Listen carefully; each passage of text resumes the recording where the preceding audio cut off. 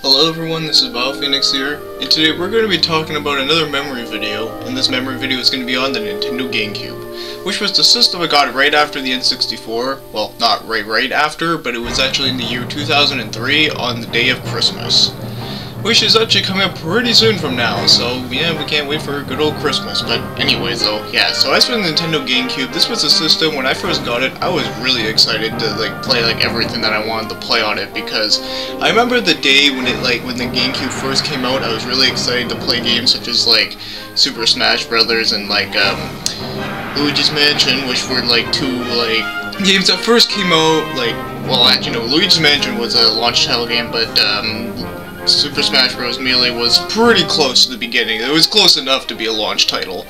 But either way though, yeah, so I was really excited for that when I was a kid. So anyways, let's look into the Nintendo GameCube. So here is my black GameCube that I've had since 2003. And yeah, I know there's a lot of stickers on it, but hey, I was a kid at the time.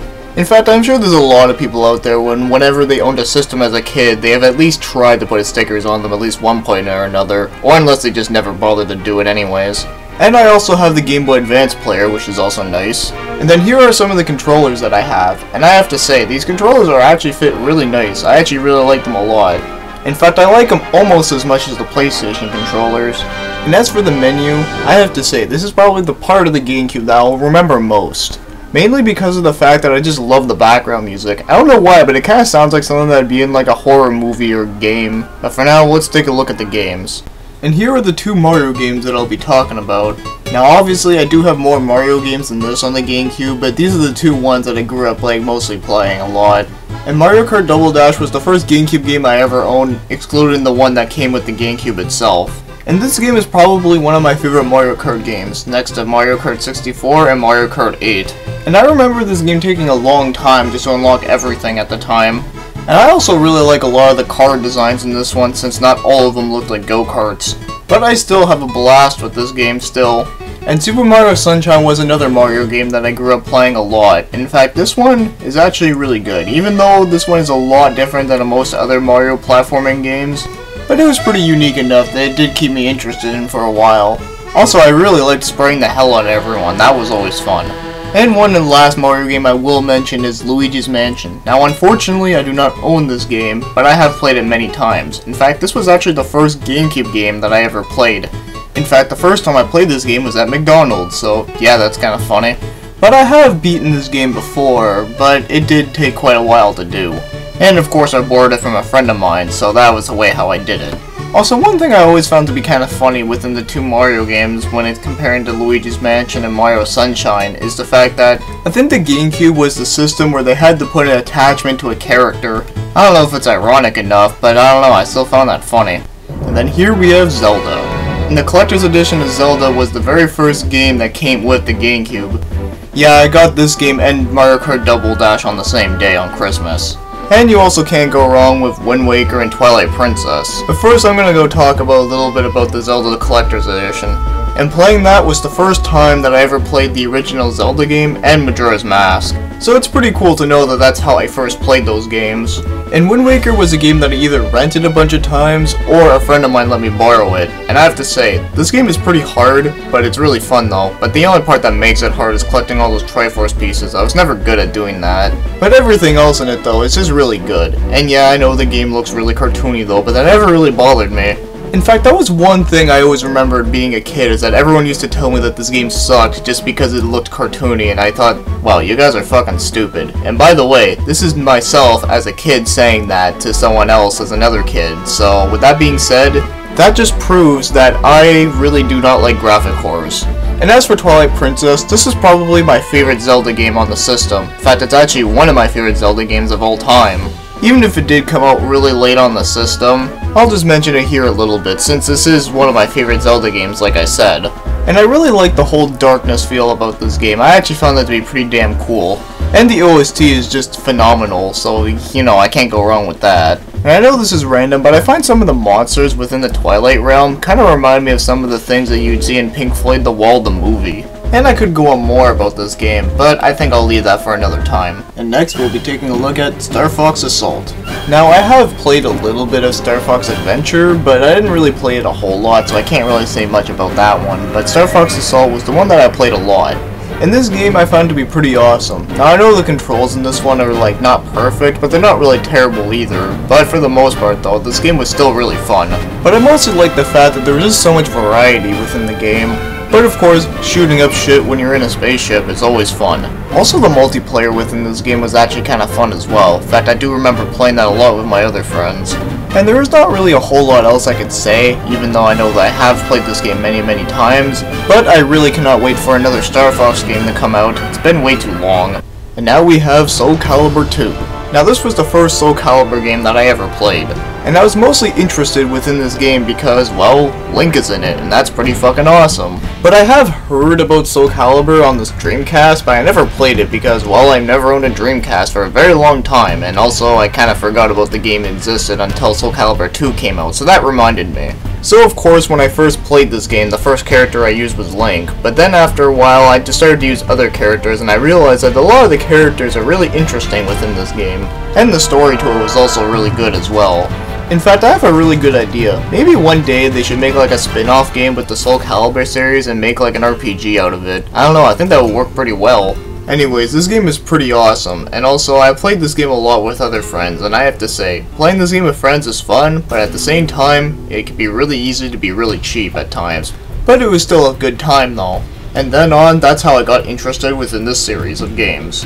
And next, let's take a look at the Sonic games. But this time I'll mostly be talking about Sonic Adventure 2 Battle and Sonic Heroes, since, well, there's like the Mega Collections are pretty much just older games into one game. Now, Sonic Adventure 2 Battle was really fun. Now, I never played the first Sonic Adventure for like quite a while though, but I have played this one quite a lot. Even if me and my friends, whenever we did play this game, we kind of just gave up on the multiplayer and decided to go back to the Chow Garden. Yeah, we used to play that mode quite a lot. But I really did like the story on this one, at least as a kid. I mean, even now, I think the story is at least okay, but you know, it isn't like the most amazing thing. But then again, I think the most stories within Sonic games are not meant to be like taken too seriously. And as for Sonic Heroes, this one is really good as well. Now, I know a lot of people hate on this one, and you know, that's completely understandable because like the camera angles are really terrible, but if you get past that, I think the game works pretty well. Also, I really like the fact there's a lot of variety of different characters that you can use within this one. And one thing I gotta say is that Team Chaotix is pretty awesome. Well, at least SBO and Vector is. Charmy is kind of annoying, but then, of course, Vector was really awesome at first, but then he got really stupid afterwards. It's kind of a shame, but either way though, this is the game where I first found out about those characters, and that's why they're some of my favorite ones. Also, the fact that you get to switch between different characters within like one stage is actually kind of cool too. I don't know, I always like that kind of thing. And yes, I do have like the other Sonic games that you can get on the GameCube, but I'll go over those at some other time. And next up is F-Zero GX. Now this was the first F-Zero game I ever played, but shortly after I was able to play the N64 game, so I was able to play both of them pretty equally, and I have to say, they're both really good games, but of course I'm talking about the GameCube one more here. And one thing I really do have to say is that this is actually a very beautiful looking game. Also, the soundtrack is really good, although I prefer the N64 soundtrack a bit better, but they're both still really good. Also, this game I thought was pretty hectic at the time, considering that I never knew that you can actually play a racing game where you can drive around as like 30 different characters on the one map. So I thought that was pretty awesome that you were able to do that. Now, unfortunately, there's not a whole lot else I could say, considering that the story mode in this game is really fucking hard, and I was never able to get very far through it. Even today, even when I tried playing it not too long ago, I'd still get really stuck. And now we're going to take a look at Fire Emblem Path of Radiance. Now, this game is pretty expensive nowadays, which kinda sucks because this is a damn good game. And unfortunately, I never owned the game, although a friend of mine has like let me borrow it for a very long time. In fact, he let me borrow it for like years actually, until he told me to give it back to him, which kinda sucks because, well, because it's an awesome game. In fact, it's my favorite Fire Emblem game next to the one on the Wii.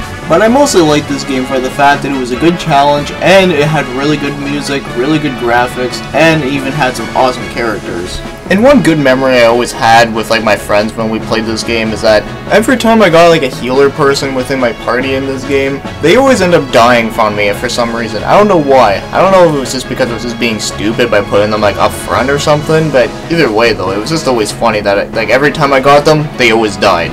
Also, the mages always died a lot on me as well, like, well, except for Ilana, but then again, that's because I really like her a lot. But either way, this is a great game to get. And next up, we have Resident Evil. Now, this is going to get a little bit confusing because I don't remember exactly, but I think the first Resident Evil game was either the original Resident Evil game on the GameCube, or it was Resident Evil 0. I forget which one, but I do remember in one of my videos I did say that it was like Resident Evil 0, but now that I'm thinking about it, I'm not entirely sure which one was the first one I ever played.